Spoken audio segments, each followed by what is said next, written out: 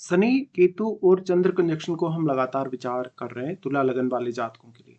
यहाँ पे इस वीडियो में हम डिस्कस करेंगे अब सिक्स्थ हाउस के लिए। और सिक्स्थ हाउस में अगर आपका तुला लगन हो तो कुछ इस प्रकार से आपको शनि, केतु और चंद्रमा देखने को मिलेंगे अपने सिक्स्थ हाउस में। देखिए, जब भी इस प्रकार की कंजक्शन की बात आती है तो सबसे पहले तो ये एक बहुत ही ज्यादा रेयर कंजक्शन भी है।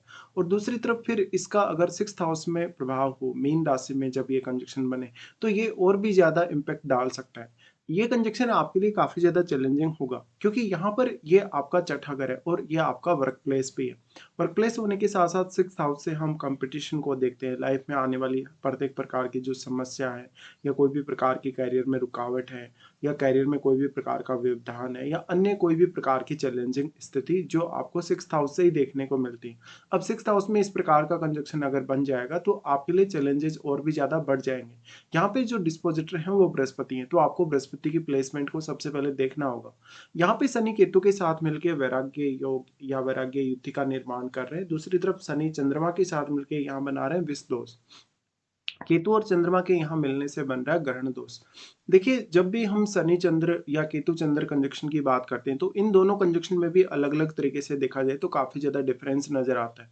शनि चंद्र कंजक्शन जब भी किसी भी जातक के चार्ट में होता है तो जातक बहुत लंबे समय तक सोचता है, विचार करता है, और फैसले लेते हुए उसको काफी ज्यादा देरी हो सकती है। उसके कार्यों में लगातार व्यवधान आ सकता है, कहीं ना कहीं अवरोध आ सकता है, और उसके कार्यों में काफ़ी ज़्यादा देरी से फिर उसके जो बाकी रिजल्ट्स हैं वो प्रभावित हो सकते हैं। इस स्थिति में भी ऐसा ही होगा। सिक्स्थ हाउस में ऐसा कंजक्शन है तो जातक हो सकता है अपने वर्क प्लेस पे काम करते हुए बहुत ज़्यादा कंफर्टेबल ना हो, उसको अपने बॉस से या कलीग वगैरह से दिक्कत हो, या जातक अपने वर्क प्लेस से बहुत ज़्यादा डिटेच हो रहा है, कहीं ना कहीं वो उसकी रुचि नहीं बन पा रही काम में, या उसको लग रहा है कि उसके जो टारगेट है, उसकी जो एक्सपेक्टेशन है वो उसको अचीव नहीं हो पा रही। जब हम लेकिन केतु और चंद्र कंजक्शन को देखते हैं तो यहाँ स्थिति बिल्कुल डिफरेंट होती है, क्योंकि आपको ऑलरेडी पता है कि केतु जिस भी भाव में बैठेगा या जिस प्लैनेट के साथ बैठेगा, उस प्लैनेट की एनर्जी या उस भाव की एनर्जी को अपने में समाहित करेगा और उस एनर्जी की वो काफी ज्यादा कमी डेवलप कर देता है। अब यहाँ पे केतु चंद्रमा के साथ होने के कारण चंद्रमा के गुणों को केतु अवशोषित कर लेंगे और इस भाव के गुणों को भी। अगर भाव का स्वामी जैसे बृहस्पति अगर बहुत ही अच्छा प्लेस्ड है चार्ट में, या अगर बृहस्पति जैसे ग्रह की यहाँ दृष्टि है, तो कुछ हद तक आपको सिर्फ मदद मिल सकती है यहाँ बृहस्पति से। बट जब हम केतु चंद्र कंजक्शन की बात करते हैं तो ऐसा व्यक्ति फिर अपने फीलिंग से, इमोशन से काफी ज्यादा डिटेच हो जाता है। जब वो सोचने का प्रयास करता है वो अच्छी तरीके से सोच ही नहीं पाता, विचार ही नहीं कर पाता। जातक के मन में कहीं ना कहीं भय आ जाता है, वो घबरा जाता है। तो ऐसा जातक अगर कोई भी प्रकार का अब चैलेंज आएगा सिक्स्थ हाउस से संबंधित तो उसका सामना बहुत अच्छे से नहीं कर पाएगा। ऐसा जातक हो सकता है विचार करने में कुछ हद तक समस्या को झेले, या विचार करने, फैसले लेने में कभी ना कभी उसको ऐसी स्थिति का सामना करना पड़े जहां पर वो बहुत कंफर्टेबल भी नहीं है, और उसके मन में काफी ज्यादा भय उत्पन्न हो रहा है, उसके मन में बहुत ज्यादा चिंता डेवलप हो रही है, और वो एक्चुअल में अपनी फीलिंग्स का सही प्रयोग नहीं कर पा रहा। शनि यहाँ केतु के साथ मिलके वैराग्य योग या वैराग्य युति को बना रहे हैं। तो यहाँ पे देखिए, शनि अगर वक्री होंगे तो फिर वो केतु की ही डायरेक्शन में मूव करेंगे, और फिर आपको देखना पड़ेगा कि शनि और केतु में से कौन आपके फिफ्थ हाउस के ज्यादा क्लोज है। अगर इनमें से कोई भी आपके फिफ्थ हाउस के क्लोज होगा तो फिर आपको फिफ्थ हाउस के जोड़े हुए जो भी कार्य हैं आपके, उन पर भी इनका असर जरूर देखने को मिलेगा। लेकिन जब हम सिक्स्थ हाउस की बात करते हैं तो यहाँ से अगर शनि वक्री ना हो तो आपके लिए ज्यादा अच्छा है, क्योंकि शनि वक्री नहीं होंगे तो आपको रूटीन लाइफ के प्रति, डेली लाइफ के प्रति बहुत ज़्यादा सीरियस बनाएंगे। आपका अगर कोई कर्ज है, कोई भी प्रकार का करियर में आपको इशू है, उसके प्रति भी काफ़ी सीरियस बनाएंगे, और जो भी चैलेंजेस होंगे, चाहे वो किसी भी प्रकार का चैलेंज हो, उसका सामना आप करेंगे कुछ हद तक। बट अगर शनि वक्री हो गए तो आप यहाँ काफ़ी ज़्यादा डिटेचमेंट झेलेंगे, और चंद्रमा के बल पे यहाँ पर आप बहुत कुछ नहीं कर सकते, क्योंकि चंद्रमा का एनर्जी कहीं ना कहीं शनि से भी प्रभावित है और केतु से भी प्रभावित है। तो फिर या तो आपके कार्यों में कहीं ना कहीं रुकावटें रहेंगी, आपके कार्य बनेंगे ही नहीं। अगर काम आपका बनेगा तो बहुत ही ज़्यादा डिले हो जाएगा, तो इससे आपको आर्थिक रूप से नुकसान हो सकता है। आपको बाकी कुछ अन्य तरीके से भी यहाँ फायदे होने के चांसेस कम ही हैं। अब इस प्रकार का जातक जब भी वो कार्य करेगा, जब भी वो कहीं ना कहीं सामने आएगा, अपने बॉस के, कलीग वगैरह के सामने आएगा, या कोई भी प्रकार का चैलेंज अगर जातक की लाइफ में आएगा, तो उसके लिए वो झेलने के लिए मानसिक तौर पे सक्षम नहीं होगा। अब ये एक बहुत ही आध्यात्मिक टाइप का कंजक्शन बन रहा है। ऐसे में जातक कहीं न कहीं आध्यात्म की तरफ काफ़ी तेज़ी से आगे बढ़ सकता है। जातक मुख्य रूप से ऐसे फ़ील्ड में काम कर सकता है जहाँ पर आप केतु पर फ़ोकस करें, जहाँ पर आप स्वास्थ्य से रिलेटेड या लोगों की जो रूटीन लाइफ़ है उससे रिलेटेड कुछ बेहतरीन सेवाएँ प्रोवाइड कर रहे हैं। जातक कहीं न कहीं मानसिक तौर पे दूसरों को कहीं न कहीं ऐसी एनर्जी या हीलिंग पावर के थ्रू कहीं न कहीं सपोर्ट कर रहा हो।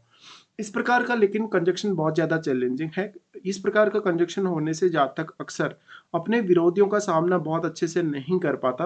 अगर वो कोई ऐसी ही रणनीति बना ले जिसमें वो कहीं न कहीं अपने आप को हाइड करके रखे, अपने इमोशंस को हाइड करके रखे या अपने विचारों को कहीं न कहीं दूसरों के सामने ज़ाहिर ना करे, तभी वो कहीं न कहीं निर्णायक स्थिति तक पहुँच सकता है।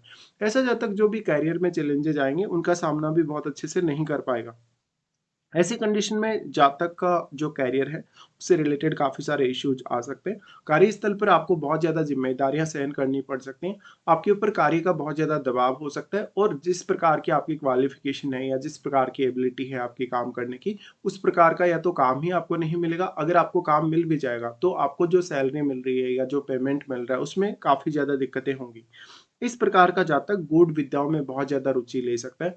यहाँ पे फिर अगर देखा जाए तो कौन-कौन से अन्य प्लैनेट्स का प्रभाव है। वैसे तो यहाँ केतु सारी की सारी एनर्जी को अपने में समाहित कर रहे हैं। तो कोई भी प्लैनेट का अगर यहाँ प्रभाव होगा तो वो प्लैनेट भी उतना अच्छे से यहाँ परफ़ॉर्म नहीं कर पाएगा।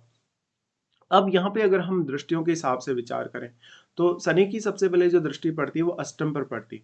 देखिए अष्टम भाव अब देखा जाए तो शनि के मित्र शुक्र का ही है और क्योंकि वो लग्नेश भी हैं और शनि आपके लिए एक कारक ग्रह के तौर पे भी है। निश्चित रूप से शनि कुछ फ़ायदे करवा सकते हैं आपको अष्टम भाव के थ्रू। अष्टम भाव के थ्रू शनि आपको ज्ञान और धन के मामले में कुछ फ़ायदे अवश्य दे सकते हैं। बट शनि यहाँ आपको काफ़ी ज़्यादा सीरियस बना सकते हैं अष्टम भाव के लिए। अष्टम भाव से रिलेटेड फिर आपको गुप्त विद्याओं में किसी भी प्रकार का रिसर्च वगैरह करने में काफ़ी रुचि दे सकते हैं। तो यहाँ पर भी आपको अपनी मेहनत का प्रयोग करना पड़ेगा, अपने हार्ड वर्क का यूज़ करना पड़ेगा कहीं न कहीं। आपके लिए रास्ता जो है उतना ईज़ी नहीं है। अब जो यहाँ बैठा प्लैनेट है आपके अष्टम भाव में, उससे रिलेटेड शनि ज़रूर मदद कर सकते हैं अगर वो शनि का मित्र ग्रह हो तो। अब जो अष्टम में बैठा प्लैनेट है वो किस प्रकार का है, किस प्रकार की उसकी एनर्जी या किस प्रकार का उसका कारकत्व है, वो बहुत हद तक उसी प्लैनेट पे डिपेंड करेगा। और शुक्र आपके कितने मजबूत स्थिति में है।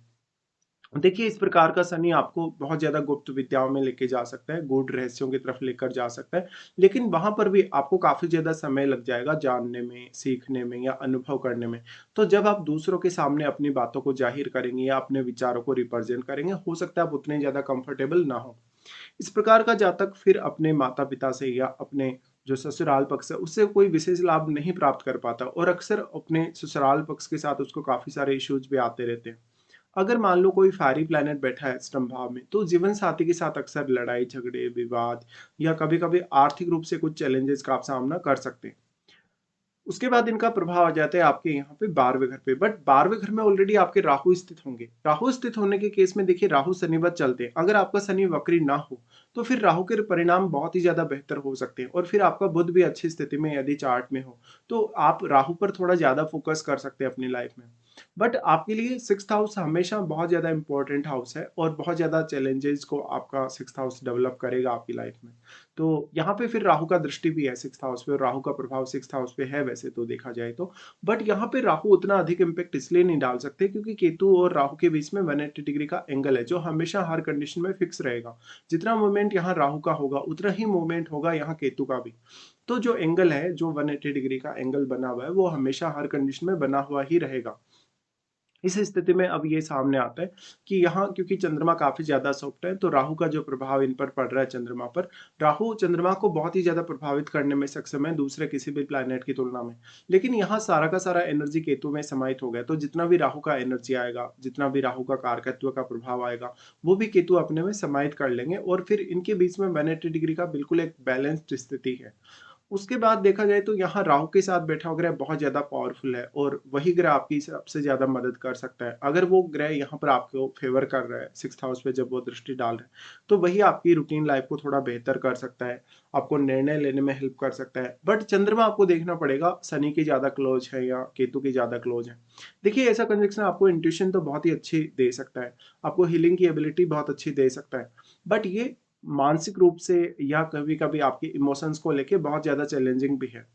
अब अगर कोई भी ऐसा प्लैनेट है जैसे अगर मान लो राहु के साथ बुध बैठा हो, तो आपको काफ़ी मदद मिल सकती है उनसे।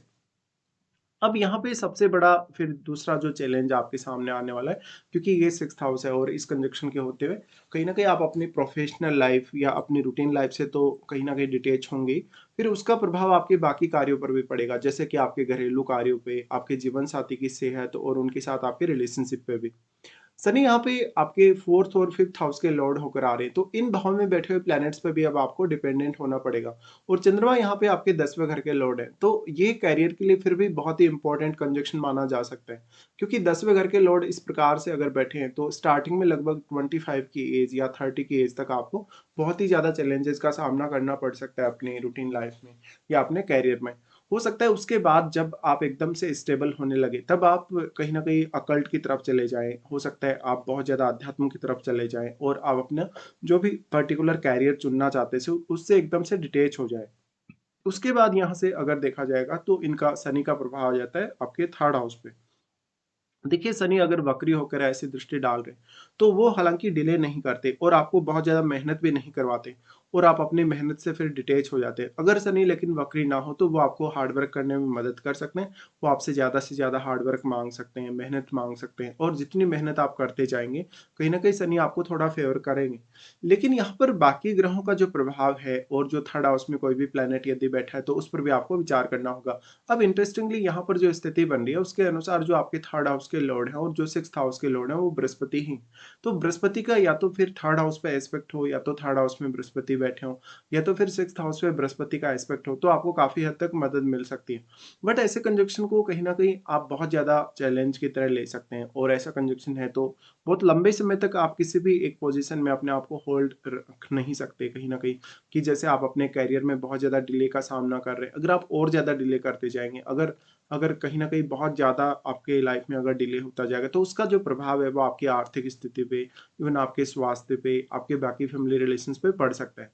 ऐसे कंजक्शन के होते हुए अब जहाँ तक इन सारी की सारी जो स्थितियाँ बन रही हैं, उसकी वजह से नकारात्मक विचारों से प्रभावित होगा बहुत जल्दी और उसके मन में काफ़ी सारे नकारात्मक विचार आने लगेंगे। जहाँ तक बहुत ज़्यादा फ्रस्ट्रेट हो जाएगा, वो इमोशनली या मेंटली बहुत ज़्यादा अपने आप को बैलेंस में महसूस नहीं करेगा। साथ ही साथ वो किसी न किसी कानूनी मामले में फँस सकता है या वो कर्ज में फँस सकता है। यहाँ पर विशेष तौर पे आप जब भी आर्थिक रूप से फैसले लेते हैं, तो आपको बहुत ही ज़्यादा सावधानी रखने की आवश्यकता है। यहाँ चंद्रमा आपकी माताजी के कारक हैं और चंद्रमा माताजी के कारक होने की वजह से शनि वैसे भी 4th हाउस के लॉर्ड हैं ही। तो माताजी के साथ जो आपका रिश्ता है वो भी आपके लिए काफ़ी ज़्यादा चैलेंजिंग होगा हैंडल करना। माताजी से हो सकता है आपकी इमोशनली या मेंटली बहुत ज़्यादा दूरी हो सकती है या कहीं न कहीं आप अपनी फीलिंग्स को, अपने इमोशंस को अपनी मदर के सामने बहुत अच्छे से रिप्रेज़ेंट नहीं कर रहे हो या आपकी मदर आपका जो करियर है, जो आपका प्रोफ़ेशन है उससे बहुत ज़्यादा नाखुश भी हो। मदर की सेहत को लेके भी काफ़ी सारे चैलेंजेज़ आपके सामने हो सकते हैं। तो कुछ इस प्रकार की संभावनाएँ बन सकती हैं। ऐसा कंजंक्शन हालाँकि आपको विदेश यात्रा दे सकता है, इवन विदेश में सेटल कर सकता है, विदेश के थ्रू आपको काफ़ी सारे फ़ायदे भी दे सकता है। लेकिन बाकी अन्य मामलों में करियर में बहुत ज़्यादा प्रोग्रेस आपको करनी है, करियर में आपको काफ़ी आगे जाना है, आपको बहुत ज़्यादा ऐशो-आराम हासिल करना है, धन लग्ज़री हासिल करना है, उसके लिए ऐसा कंजंक्शन बहुत ज़्यादा फ़ेवर नहीं करने वाला। और जब एक समय बाद आपका केतु यहाँ एक्टिवेट होगा, लगभग आपकी 45 की एज के समय, इवन 48 की एज के समय, उस समय आप ये रियलाइज़ कर पाएँगे कि वास्तव में जो कुछ भी आपने हासिल किया, जो कुछ भी आपने करियर में किया, अपने आर्थिक मामलों में किया, वो वास्तव में आपका एक रियल पाथ नहीं था या एक्चुअल पाथ नहीं था। एक्चुअल में आपको आध्यात्म की तरफ ही मुड़ना था और आपकी जो रियल स्थिति है या जो रियलिटी में जो आपको पाना था, जिसका आपका कहीं न कहीं एक लक्ष्य है आपका पर्टिकुलरली, वो आपका अध्यात्म की तरफ अपने आप को आगे बढ़ाना, मोक्ष की तरफ अपने आप को आगे बढ़ाने को लेकर है। बट यहाँ पे शनि अगर वक्री ना हो तभी आपको करियर में कुछ अच्छी सफलताएँ मिल सकती हैं, वो भी बहुत ज़्यादा चैलेंजेस फेस करने के बाद। तो इस प्रकार का कंजंक्शन ये आपके लिए रहेगा मोस्टली। अब बाकी अन्य ग्रहों का प्रभाव और बाकी जो महादशा वगैरह है, उसके हिसाब से रिज़ल्ट थोड़े बहुत डिफरेंट हो सकते हैं यहाँ पे।